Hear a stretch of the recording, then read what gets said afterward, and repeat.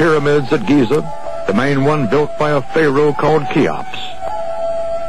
Of the 7 wonders of the ancient world, only these remain. Our school books used to tell us all this was built by slaves, but you hear a different explanation about the ancient civilization and the motivating force behind it when you visit President Anwar el-Sadat on the terrace of his weekend house at Giza. Those pyramids really aren't silent, are they? They do talk to us of that earlier civilization. They tell us something about it. Quite right. Quite right. Not only the pyramids, but also the Sphinx with them here in this site. And it is the theory of eternity.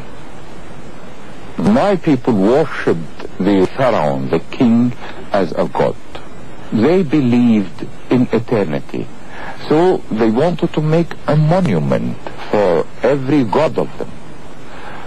And it was a religion motive, not a slavery motive at all. Well, you don't deny that there was slavery in ancient Egypt, however. I mean, the book of Exodus with the Egyptian bondage and all of that you accept, don't you?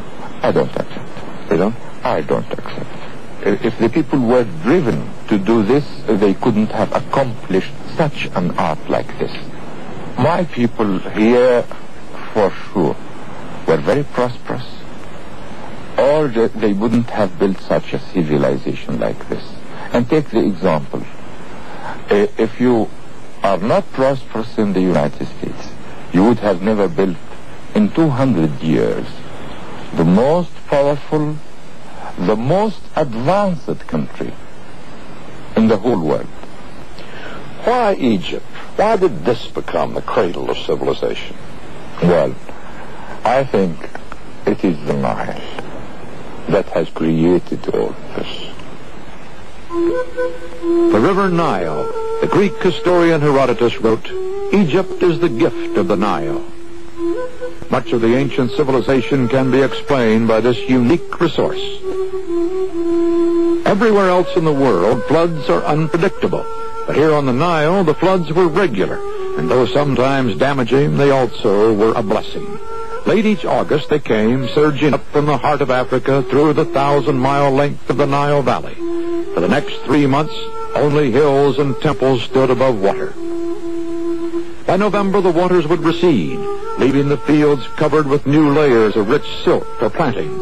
In the spring, they harvested. Then drought, and they would again await the August miracle of the flood to replenish their parched land. The land was owned by the king, the nobility, and the temples. The farmers worked it as tenants. During the flood season, when the fields were idle, they served as the pharaoh's labor force, building the pyramids and temples. It also is the kind of life that Sadat knows from his own peasant childhood on the same tenant farm that he now owns. Since I was 3 years old, I walked on this same road, and this same canal was here. 57 years now, and it will continue until eternity, I think. When you walk these fields today, you see life much as it was in ancient Egypt. Many of the same traditions, the same methods, even the same devices. I used to sit here as one of those 2 men, and early at dawn, because we started early. You know, this is called tambour. There is some screw in it, and it brings the water from the canal to the land here. Small canal. It is prepared only for the small canal.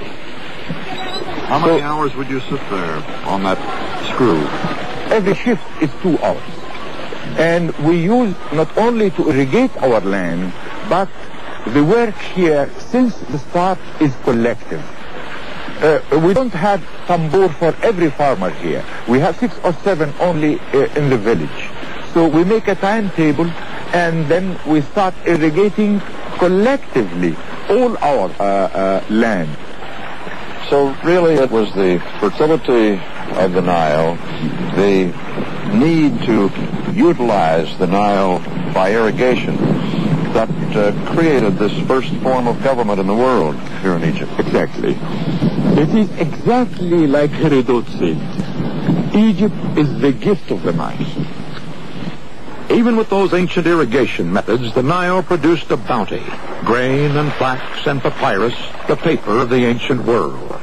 This was the wealth of the pharaohs, the goods they traded for Lebanon's timber, Africa's ivory and gold.